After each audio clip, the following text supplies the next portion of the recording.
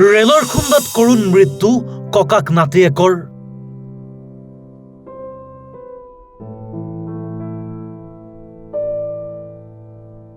নাতিয়েকে ককায়েকক লৈ গৈছিল গুৱাহাটীলৈ। পিছে নিয়তিৰ নিষ্ঠুৰ পৰিহাস। গোৱাগাছা ৰেল ষ্টেচনত কৰুণ মৃত্যুক আঁকোৱালি ল'লে দুয়োৱে।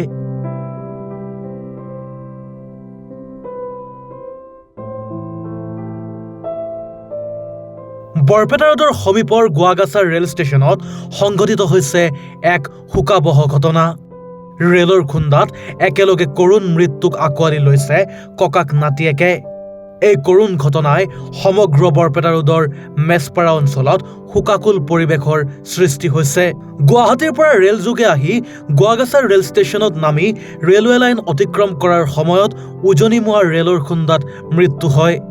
নিহতৰ পৰিয়ালৰ লোকে জানিবলৈ দিয়া মতে বৰপেটা ৰোডৰ GLC কলেজত স্নাতক অধ্যয়ন কৰি আছিল নাতিয়েক নজৰুল ইছলাম।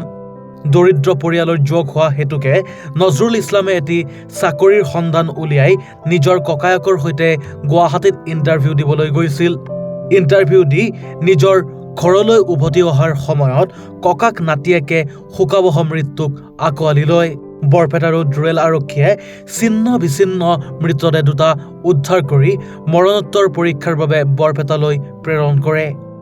মোৰ ল'ৰা আৰু মোৰ শহুৰ গুৱাহাটীৰ পৰা টিকেট কাটি গোৱাগাছা ষ্টেচনত লগিন আহিছে। আহি যাতে নামছে, নামি ঘৰত আহিব। এই সময়ত বেলেগ লাইনৰ গাড়ীৰ ইঞ্জিনে খুন্দা দিয়াৰ পিছত দুয়োটা নিহত। আপোনাৰ ল'ৰাটোৰ নাম কি? নজৰুল ইছলাম। আৰু শহুৰৰ নাম? আব্দুৰ ৰহমান। আপোনাৰ ল'ৰাটোৰ বয়স কিমান আছিল? 22 বা 23 হ'ব আৰু 70 হ'ব। আপোনাৰ ল'ৰাটো কি কাম কৰে? স্কুলত লেখাপঢ়া কৰে, কিবা কলেজত লেখাপঢ়া কৰে। কোন ডিগ্ৰী পঢ়ি আছে? কোন কলেজত? বৰপেটা ৰোড GLC কলেজত। এইটো বহুত ডাঙৰ এটা শোকাবহ ঘটনা। আমাৰ গাঁৱৰে মেছপাৰাৰ স্থায়ী বাসিন্দা, তেওঁৰ নাম নজৰুল ইছলাম। তেওঁ নানাই আপোনাৰ এখেতক লৈ কিবা এটা ইণ্টাৰভিউৰ কামত গুৱাহাটীলৈ গৈছিল। গুৱাহাটীৰ পৰা আহোঁতে আপোনাৰ গোৱাগাছালৈকে তেওঁৰ চাগে টিকট আছিল, মই ইমান সঠিক। ট্ৰেইনত আহিছিল। ইয়াতে নামাৰ পিছত অপজিট ছাইডৰ পৰা, যোনটো ছাইডত নামিছিল অপজিট ছাইডৰ পৰা এটা ট্ৰেইন আহি খুন্দাই দিয়ে, দুয়োজনকে মৃত্যুবৰণ কৰে।